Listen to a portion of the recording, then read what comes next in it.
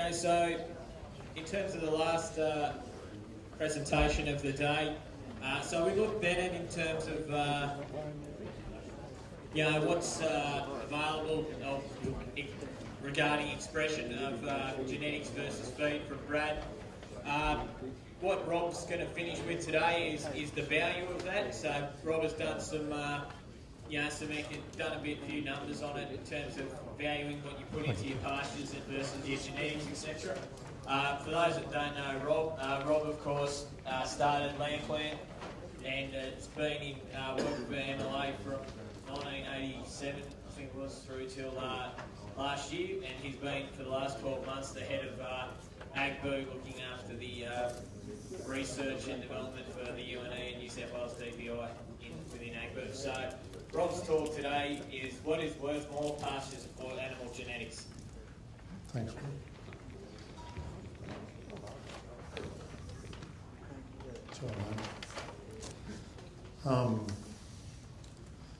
This is kind of like your kids, sort of crying meters everywhere. So I'll know if you start crying. Thanks, Luke. I was asked to talk about this topic for a Meat Profit Day a couple of weeks ago down in Victoria.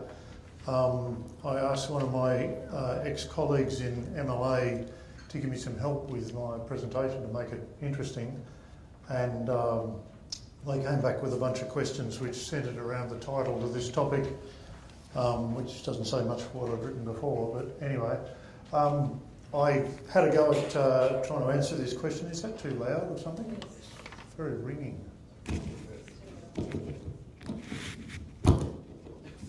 Sorry. You'll be able to zap this, Luke, and turn it down from where you are. So I had a go at answering this question. I want to make it really clear that what I've tried to do is work through how I think about answering this question. I suspect there's quite a number of people in this room who will be at least as well able as me or better to answer it. But I think out of working through the questions, you'll get a sense of something far, far more important than this question. That might sound like gobbledygook, but those of you who know me will know that's at least part of what I deliver. So, really it's about how to think about this question and how it might be important for you as ram breeders particularly is what I want to get across, although I think I've done a reasonable job with the answer. So I've started off by trying to think about the question, how important is animal genetics? And I apologise for the numbers here, but you don't actually need to worry about them, the detail of it too much, and I'll try and pick out the key points of what I've done. I'm assuming most or all of you are people who sell rams to somebody else, and those people use those rams to breed lambs. Don't squint, it's very bad for your eyes. If you can't see the numbers, just close your eyes and think about something nice.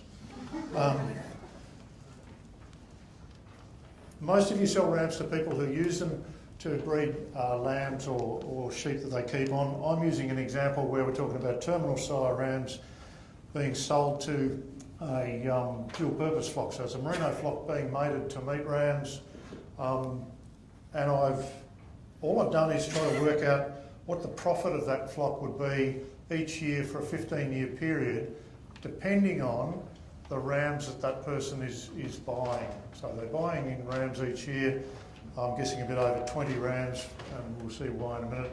And the rams are coming from one of two places, and those places only differ in how fast they're making genetic progress. So I'll point this way because that's what I'm going to do. The base profit from Holmes and Sackett data for the last 15 years for this sort of operation is about $8.53 per DSE. So that's gone through some drought, some ups and downs in prices. So that's my base figure for profit per DSE. I'm assuming 2 DSEs per ewe. They're running 3,500 ewes, which is a roughly typical sort of flock size. I'm assuming CPI is 3% per year, so costs are rising faster than prices by 3% per year.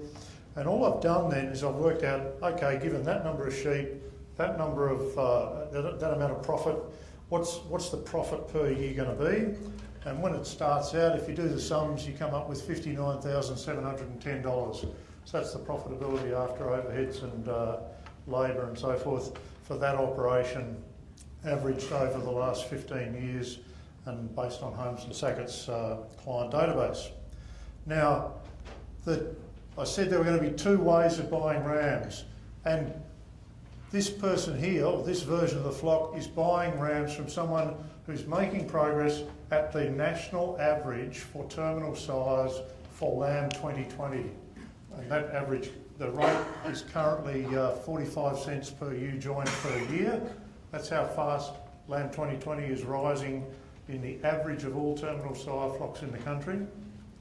And the alternative is to buy from someone who's making progress about 10% faster, which is a bit over 50 cents per ewe joint per year. So that's how much profit is being added per DSE, per ewe per year. And all I've done then is to work out, this is really simple spreadsheet stuff, what would be the profit each year under those two ram buying strategies. And you can see because the rams are getting better, the profit is actually going up.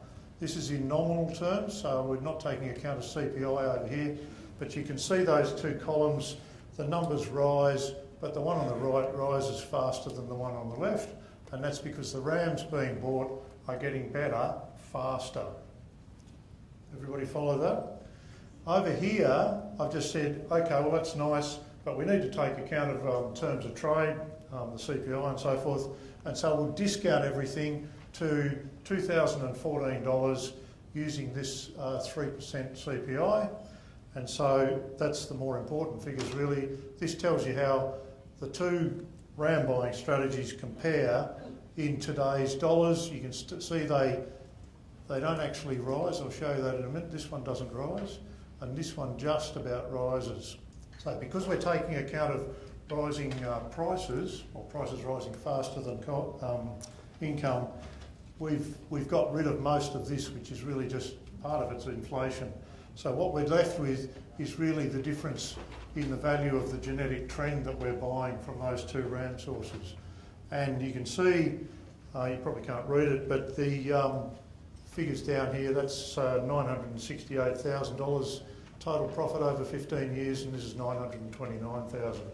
So all I've done there is look at the profitability of a typical sheep enterprise depending on whether they buy rams from someone who is going at the same rate as the average of all terminal size, or someone who's going 10% faster. And I want to concentrate on this figure down the bottom there. Oh, I should say, because we've taken account of costs, I'm also assuming that the price hasn't risen, or it hasn't risen any faster than the difference between that and cost.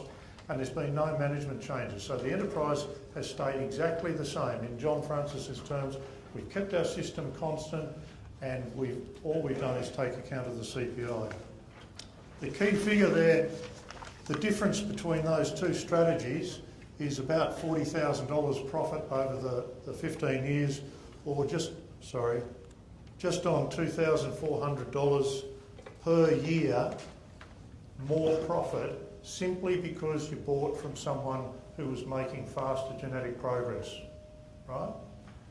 Now, that's a simple way of saying how important is animal genetics. Quite literally, genetic improvement just changes the profit that your customers are going to make, and the faster your profit is, the bigger their profit's going to, faster your progress is, the bigger their profit is going to be. And that's why people like me bang on about the rate of genetic progress, because it's actually whether your clients are going broke or not. Now, I haven't actually included here an example of buying from somebody who's not making any genetic progress at all, because I can't imagine anybody in this room would be like that. But I did work it out earlier today, and in this, if we had a column down here for what these figures would be like if the person was not making genetic progress, the bottom line figure down here is about $770,000 profit over that period of time. it's about $200,000 profit less over that 15-year period if someone was buying from a stud that's not making genetic progress compared to this one here, which is 10% above the terminal sire average in the country. And $200,000 profit is a lot.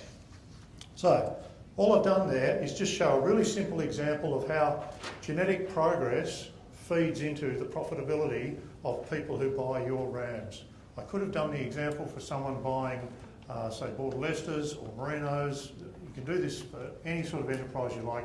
I did it for someone who's buying terminal size to join to Merinos. But the story, the key point is this difference in the rate of progress. Remember, this is the progress in lamb 2020. This turns into substantial profit differences over a period of time. So that's a little story about animal genetics. I'll just reiterate the point. This shows what happens to the profit each year when we've adjusted for inflation. This is the person who's or when you're buying from someone who's making progress a little bit faster than average, and basically that's keeping you in business. The profit of your enterprise is staying approximately constant in today's dollars. So that's kind of nice.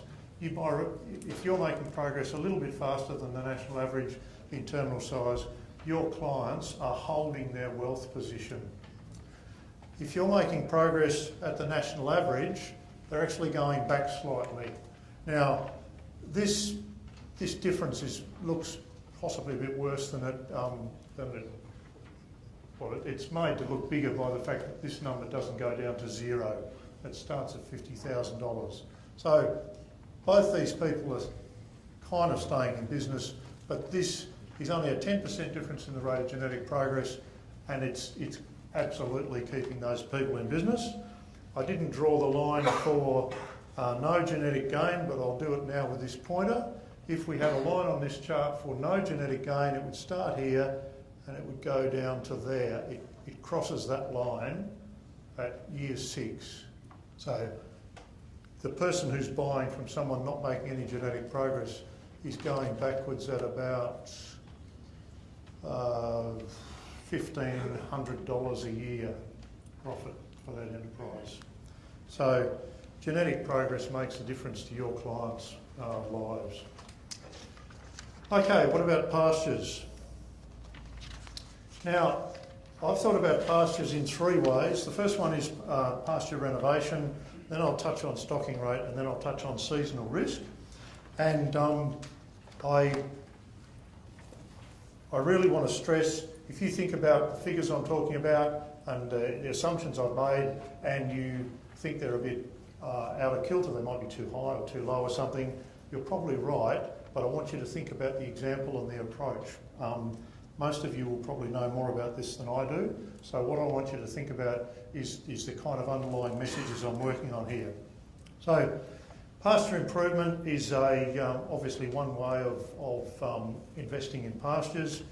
It's fairly expensive. $500 a hectare renovation costs probably the top end of the range, but I've assumed that for the moment.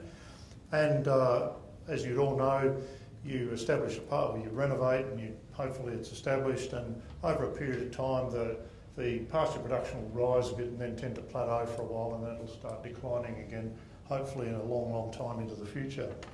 And what you're really doing is you're looking to get some extra kilos of dry matter over what would have been there otherwise. If you leave your pasture in the paddock, that'll decline gradually, maybe quickly, depending on how old it is. So when you renovate, you're spending some money up front to get more pasture than you would have otherwise had. If you're not getting more pasture than you've otherwise had, I can't actually understand why anybody would renovate, but if I'm missing the point, please tell me afterwards.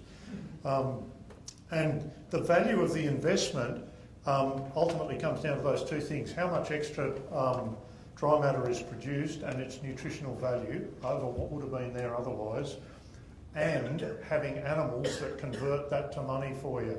So it's no good just growing nice pastures and getting the pasture companies to take photos of it for you. you've actually got to turn it into some money. So you've got to have some animals to make meat or lambs or wool out of it. So let's just have a look at how that might go.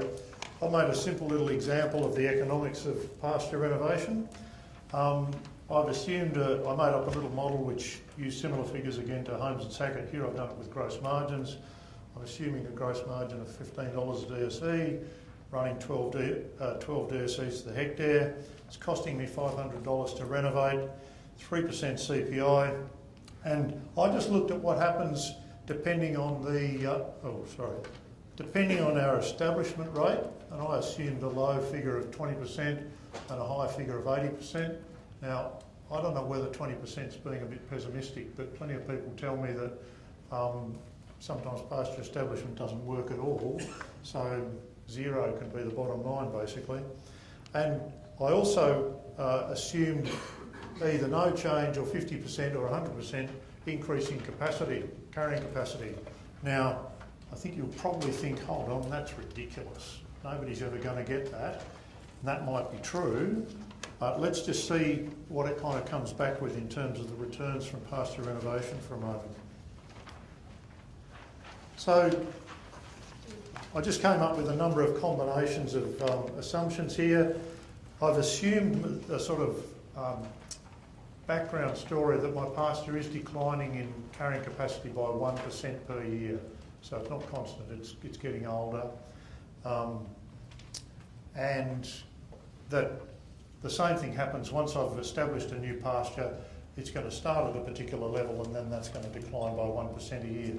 Now, if I was going to do this properly as a serious, really detailed exercise in examining the economics of pasture renovation, I'd have curves for the life of the pasture, so it typically rises and then flat and then falls away.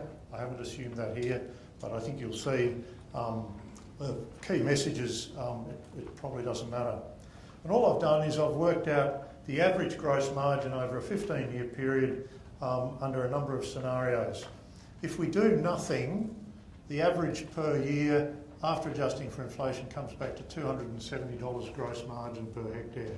So remember I said there was $15 a DSE and 12 DSEs per hectare, and essentially what I've done is I've reduced that by 1% per year over 15, and that comes out to be $271 gross margin per hectare each year if we don't do anything, we don't renovate.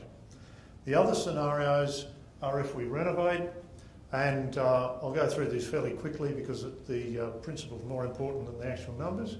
If we renovate and we get 80% success rate, which I kind of suspect is reasonably good, but there's no extra pasture production over what we had there before, then our gross margin drops by $200 a hectare because we've spent $500 to put a new pasture in, and it's no better than what we had, and it was only 80% successful at putting it there.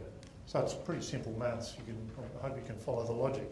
So, okay, what happens if we get some increase in carrying capacity? So 50%, we're still back around about $120 gross margin compared to that 270.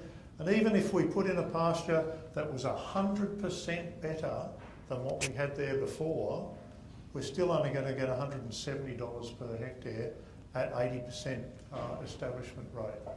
Now, if anybody's kind of suddenly thought, hold on, I've just seen this enormous mistake Banksy's made, put your hand up because I want to hear what it is. But the logic seems to me to be quite reasonable. The key point there is at 80%, you've got to get massive increases in productivity to pay off $500 a hectare establishment cost. If we go down to the last couple here where I've said we'll only get 20% establishment rate, basically you'd start again. If you don't only get 20% establishment, I'm sure nobody would leave a paddock empty for 13 years if they did that. So you've got to start again. If you get that sort of figure, that's an economic disaster. So I'm not trying to make out that suggest that pasture renovation is not a good idea, by the way, because I think this highlights a couple of quite important things to be aware of, which I'm sure are kind of obvious. First of all, knowing the current rate of pasture decline is really important. If your pastures are maintaining themselves and you're able to maintain stocking rate and so forth, then that's good, and it's worth looking after the pasture to make sure they keep doing that, which means weed control, fertiliser, managing grazing pressure properly and so forth. But once they start declining faster than my 1%, then obviously renovation is going to become more attractive. But there are it seems to me, two big sources of risk in pasture renovation. One is the establishment rate, and it's got to be high. Even 80%, I reckon, is pushing it. So if you're going to go to the trouble to renovate your pastures, you want to be pretty confident that the stuff is going to survive and establish itself and be productive. And the second thing it's got to do, it's basically got to pay back the renovation cost in however many years you want it to do. So if you're thinking about a 15-year period and it's out of production for 1 year because you're establishing, in the 14 years, it's got to make at least as much as you would have had in the 15 years. Well, that's only 6% more, but once you take into account inflation and the cost, you've got to get a lot more production out of a new pasture than you were getting out of your existing one if you've paid that sort of money to get it, to put it into place, in the ground.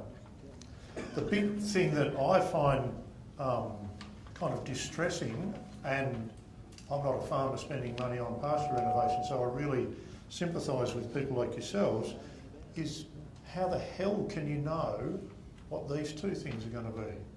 How the hell are you going to know what the establishment rate's going to be like, and more importantly, how much more feed is going to be produced by the new variety? Now, this is a complete other talk, but this points to the fact that there isn't a land plan or a Merino Select for pastures. If there is, and MLA is working on putting in place that sort of information, at least some of that uncertainty is going to be removed. But to me, that just simply says pasture renovation is really, really uncertain, and I assume most people only do it when the pasture is getting really old and dropping in productivity quite a lot. And that seems to be consistent with the facts, because the national average sort of pasture renovation rate is about 1 or 2%. So I kind of think my broad conclusions are probably approximately right. The actual numbers might not be. The gaps might not be as big as I've made it out. But pasture renovation, if those two things are under control, then obviously pasture renovation is going to deliver you some more money. But if they're not, or you don't know, it seems to me it's a very risky thing. Now, just a couple of other observations about now the kind of the interaction between animal genetics and pastures. That was a fairly gloomy story. I'm sure it's not quite as bad as that in reality. But the great thing is that having good animals actually helps. And by good, I mean animals that are, you know their genetics, and the genetics is getting better over time. So having better animals helps the return on investment from pasture improvement in 3 simple ways. First of all, genetically better animals, particularly if they're genetically better for growth rate, they will eat more. Brad estimated the amount extra that lambs are eating these days compared to 20 years ago. I'll touch on that in a minute. But basically, animals bred to grow fast are hungry. They go looking for feed, and they harvest the feed more efficiently than genetically not so good animals. So they help by making, they'll use more of the feed that you've got there. They won't leave so much to go to waste. The second thing that genetically better animals will do is they convert more efficiently. Now, it depends exactly on what they've been bred for, how much that is the case. But for instance, in terminal size, and this is a conversation I'm having with Brad a little bit, we've got to remember that over the last 20 or so years, animals haven't just become faster growing, they have become faster growing, they grow to bigger weights, but we've essentially taken about 2 fat scores off them at a constant weight, and fat is very energy inefficient. So to produce each extra kilogram, they're probably not needing quite as much feed as perhaps Brad modelled, although that's something we need to follow up on. But genetically better animals are more efficient converters, and that applies whether we're talking about wool, or lambs, or in fact the growing lamb themselves. So the first thing is they'll take in more feed, second they'll convert it more efficiently, and the third way they help you is they'll turn it into more valuable products. As carcass composition improves, the price of lamb goes up, and it has done. They'll turn it into more lambs, or they'll turn it into more valuable wool. So you've got, they take in more, they convert more efficiently, and they turn it into more dollars per kilo. That's three ways, all of which feeds back into the returns you're going to get from the pasture you've put in there if you've renovated your pasture. And that simply means having genetically better animals and having them improving over time reduces the risk of pasture renovation. Doesn't matter what you put in, better animals reduce the risk around it for you. So that's the first thing about pastures. I've only got a couple of slides left, everybody. It'll be your time. Second one I want to touch on is stocking rate, and John Francis made the point very clearly that stocking rate is a very important part of the profitability story, and producers certainly vary in their attitude to stocking rate and how readily they'll take on stocking rate increases. But once again, having genetically better animals for whatever your purpose is, be it wool production or dual purpose or meat, they'll help you get the most out of stocking rate, and they'll reduce the risk of increasing stocking rate simply because the animals use that feed better. So if you're going to increase your stocking rate, it's a good thing to do, as long as you do it carefully, but having better animals makes it a better decision. And it's basically for the same reasons as I said before. They use more feed, they use it more efficiently, and they turn it into better products. The last one I want to touch on is seasonal risk. Most places people produce sheep, certainly where they produce lambs, there's a particular length of the growing season, and there's some uncertainty about the length of the growing season, and once the feed cuts out, you've either got to get rid of them or you've got to buy feed, and all other things being equal, it's nice to get the lambs off while there's green feed there. Some of the reasons that Brad touched on. So faster turn off is almost always better, and having faster growth rate means they're more likely to be turned off. I think this is the point you were making, Neville. Graham Oxley used to talk about clients of his down the Riverland who were able to cut their water purchases from, say, 4 megalitres to 3 on some basis. They were buying less water because they were getting the lambs off faster. So massive financial risk reduction for just simply because the animals take the feed in and they turn it into product faster. The other thing with the seasonal risk is to some extent it's likely there's going to be carcass specs that you might have to be concerned about, and if you've got the genetics right for the carcass specs, then that reduces the risk of you having to turn off lambs onto a low value market. You can target markets that are still paying the right sort of price. So better animals reduce the risk involved in seasonal production, and so I came up with what I think is a really fabulous slide to reinforce that. It's fabulous because it's got lots of colours and few words. All I've done here, this is just a general story that I'm trying to make. Up here we've got the profit from our enterprise. Across here, the level of our inputs, whether it's supplementary feed, whether it's pasture renovation, whether it's management into stocking rate, whatever it is. Across here, across this axis is just increasing inputs. And there's a really, really simple story that no matter what management level you're talking about, better animals return more profit than average ones, and average ones return more profit than poor animals. And so that to me is a kind of win-win that says it's not a story about animal genetics, it's not a story about pastures. They go together, and the better they both are, the better you are off. So to wrap up, what is worth more?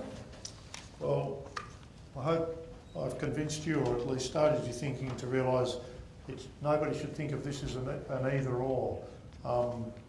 Those of you can remember President Gerald Ford, someone described him as being unable to walk and chew gum at the same time.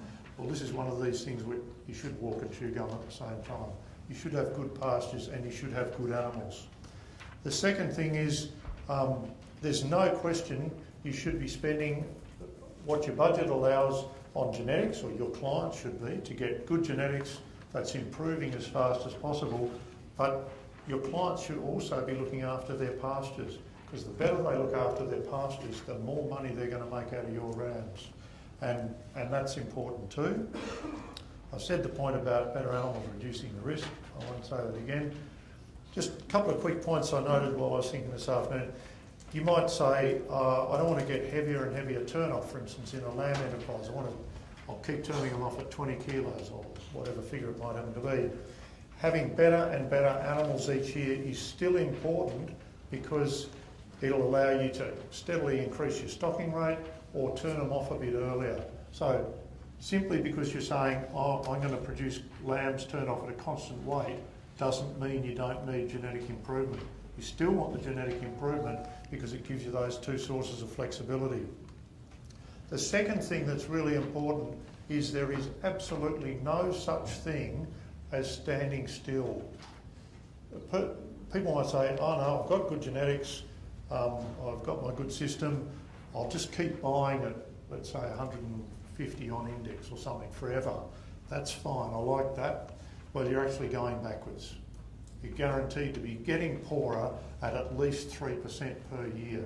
So I can't imagine anybody here would be doing that, or your clients, but there is no such thing as a livestock enterprise which is just maintaining profitability. It's either improving the genetics and maintaining or improving the pasture base, or that person is getting poorer, they're going backwards. It's really simple.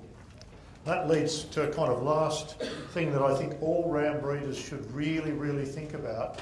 I'm sure most of you in this audience do it already, but it's about understanding your clients' production systems and their target markets. The better you can understand that, the better that you can understand things like their feed curve, what sort of genetics they need to meet their markets, the more you're able to target the rams they buy from you to make sure their profits keep on growing. Don't leave it to chance and assume they know what they're doing. Obviously, not everybody in the world runs their pastures really well. If you can help them in any way, it's going to come back to help you. And if we're thinking about other industries like particularly pork and the dairy industries, people used to talk about this thing, which is more important, genetics or feed. You know, genetics can't matter. It's 99% of it's what goes down their throat. It's really, really obvious that the really good livestock production systems, whether it's dairy or chicken or pigs, and increasingly I think lamb, the level of management starts rising with the level of genetics of the animals, because it's worth doing. There is no point putting crap feed or crap pastures, good feed or good pastures into crap animals. And animals that aren't genetically improving are crap. Putting good feed into good animals that are getting better is absolutely guaranteed success. And if you can help your clients do that really, really well, work with people like John Francis, pasture consultants, etc. The better you can help your clients, the better they will get out of your rams. Thank you.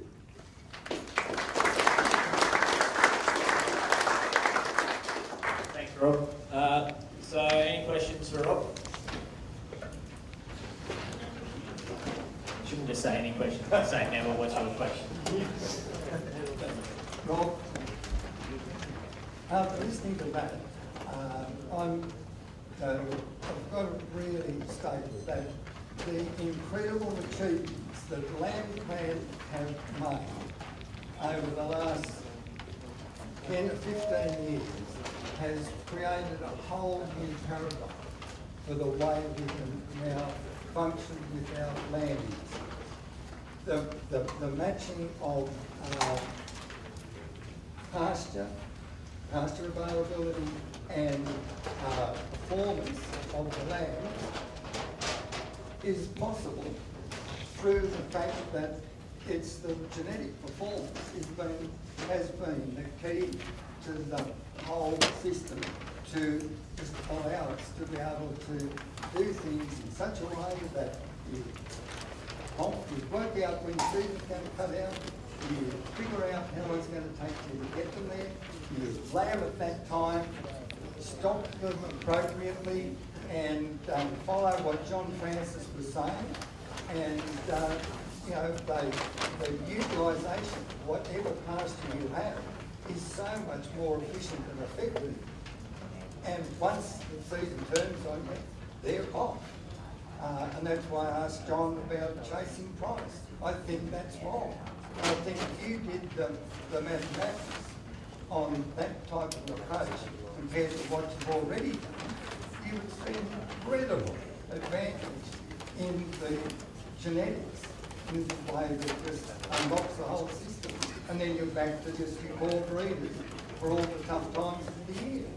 So it seems to be a no-brainer that people would try to extend things beyond those sorts of periods unless it's a totally new economic exercise that they are assured of being able to profit from.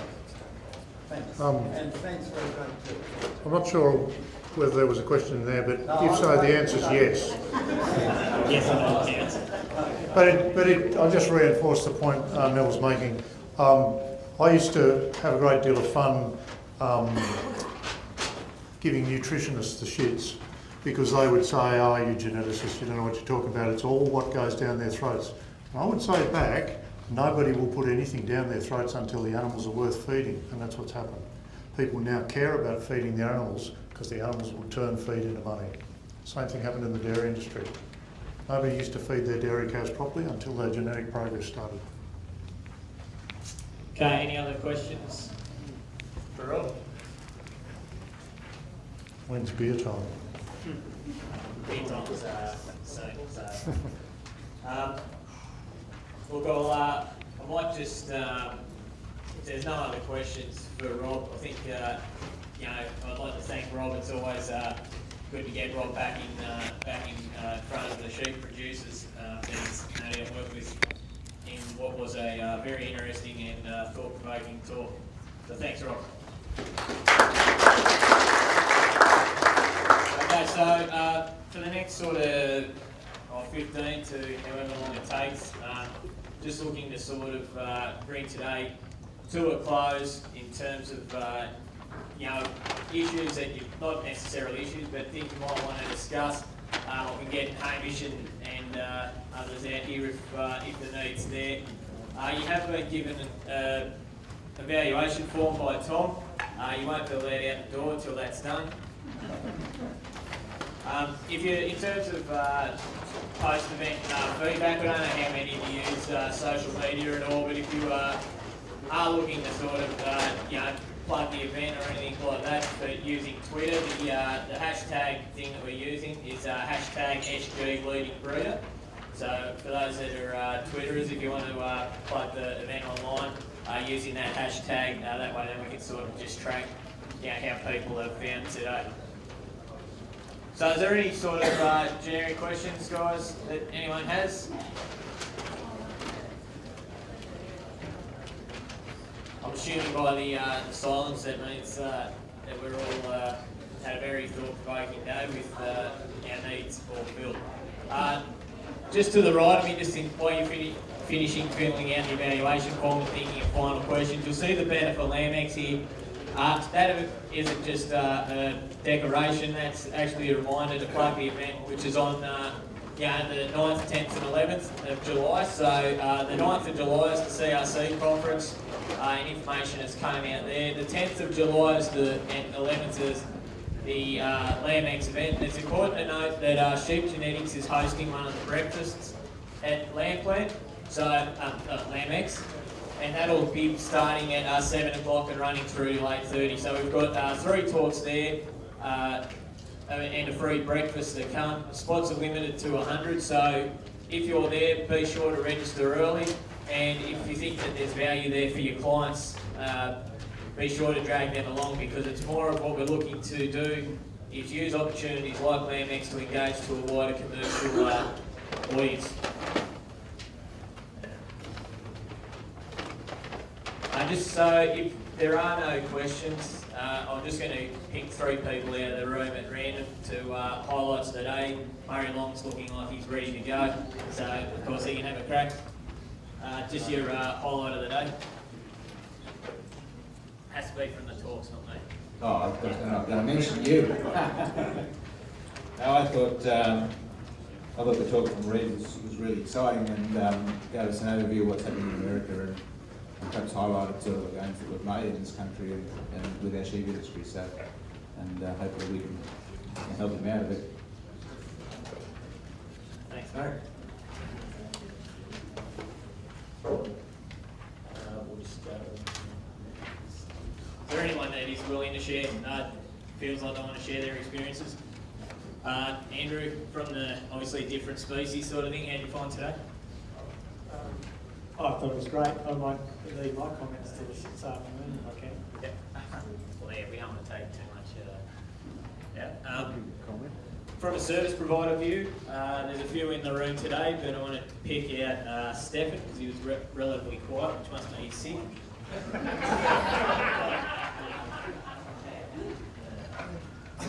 Apart from the fact that most people don't know all that. I think games like this are extremely important. I think that this whole genetics and genomics issues are ongoing. It's a continuing rolling ball, and people need to get involved in games like this to really keep on top of it. And I think it's extremely important to everybody. And I find it's more so now that I've joined the loss leaders and become a sheep producer, that a lot of these issues are going to be taken into account to ensure that we've got a productive future. Thanks, Stefan.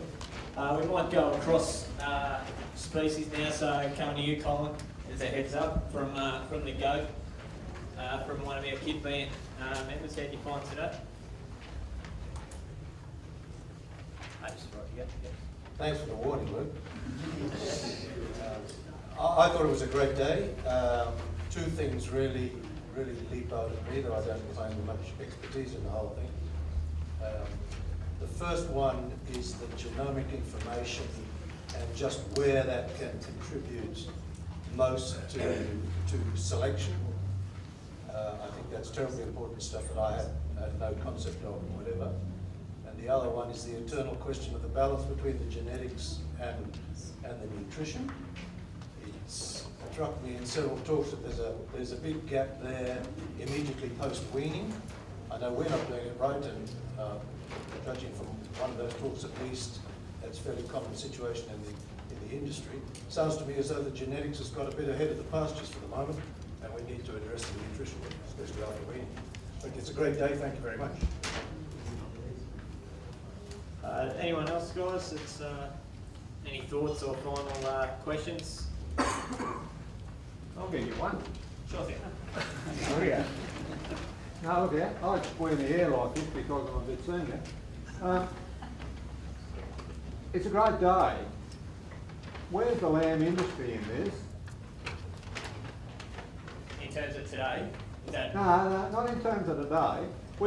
We sit here in a holy huddle talking sheep genetics and all the research that's going on. How are you going to pick up the lamb industry out there that's producing lambs? Might be fat, might be thin, might be shit, might be top grade. Woolworths might want them this week, Coles want them next week.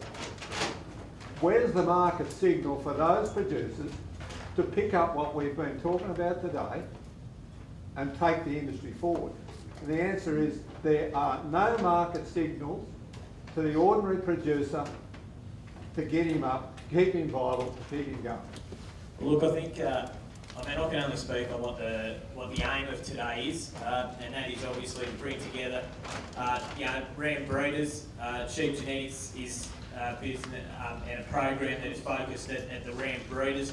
The wider industry plays a part in terms of how they service the extension to the wider sheep industry. We obviously have a limited budget there, but I'll put it in there. Thanks. Look, I think there's a couple of areas where we are working to encourage, obviously, commercial producers to pick up the technology and run with it. I'm hoping that the majority of you have already heard about the Bred Well, Fed Well workshops that are still being run, Gram Select workshops, trying to encourage people out in the commercial industry and give them reasons why they should pick this technology up and run with it. But I think at the end of the day, our most effective way of getting that information out there into the commercial world is through you guys. Is you guys dealing with your clients and giving them, the information that says, this is why I'm breeding rams the way I am. These rams have been bred, along these lines because, we're trying to help you breed sheep that are going to turn off, more lambs more quickly and so on. So I think the really effective way for us to get that information through into the commercial industry is through you as stud breeders and helping you communicate better with your clients. And I think, we can certainly track through over time and see evidence of how this has gained traction in industry and has made real changes in industry. A slide that Sam had put together recently that we didn't put up today necessarily, but have been using just recently. You look at the genetic trends from the terminal breeds over time for increases in post-weaning weight and map that at the same time over that same time frame against changes that the Australian industry has seen in slaughter weights of lambs, in actual carcass weights, and the two things line up extremely well. I had someone say to me recently, yeah, but there's been changes to feeding and so on over that same time frame. People are doing more feed lotting, etc. I think there's got to be more at play than that because over the same time frame we've actually taken excess fat off lambs. If it was purely feeding that had done it, we would have been turning off a lot more fatter lambs that needed to be trimmed. We've gone from 17, 18 kilo carcasses through to 22.5 kilo carcass average across the industry, and that increase lines up very well with our rate of genetic gain in the terminal breeds in particular. So, I think we certainly can track the progress that you guys are making in your genetics in your flocks against real gains that have been made in the commercial industry. And look, personally, I've got no doubt that you are helping people, breed more profitable sheep and stay in business out there in the commercial industry. Yep. I think that these forums, they're called leading breeder forums. It's our opportunity to tap into the latest information to keep us on that leading edge. And if we're going to wait for market signals to come from industry before we do anything, the industry is going to suffer greatly. So I think it's congratulations on doing another one, and we look forward to the next one. And I think just keep that information coming to keep us on the edge, looking for that next bit to lead the industry forward. Thank you. Okay. Look, if there's nothing else I might bring today to a close, I'll just add a few short things here because not everyone is staying for dinner. So first of all, first thanks goes to the speakers, not only the ones from Sheep Genetics and MLA, but in particular the ones that have given up time out of their own businesses to join us. So in particular Reid and Rob and John. And the next is to you, the breeders. There's no point hosting these events if we don't get the numbers and don't get the traction. It is our flagship event for the year. So thank you for making the time and effort to come, particularly with so many people that have travelled so far. To the service providers that are here, thank you for the ongoing work you do.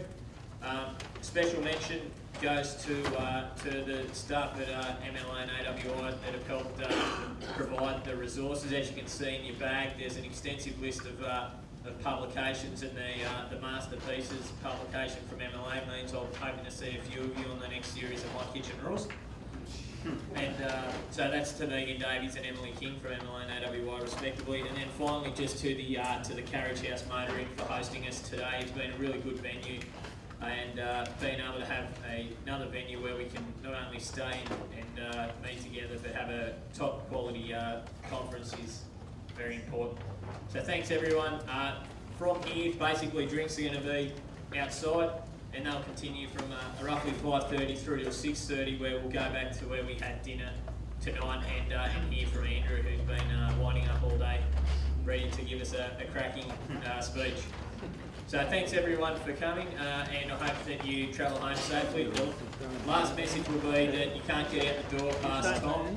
He might, joke about looking like Hugh Jackman, but he's pretty tough, so he will not let you out until you give it an evaluation. Thank you all.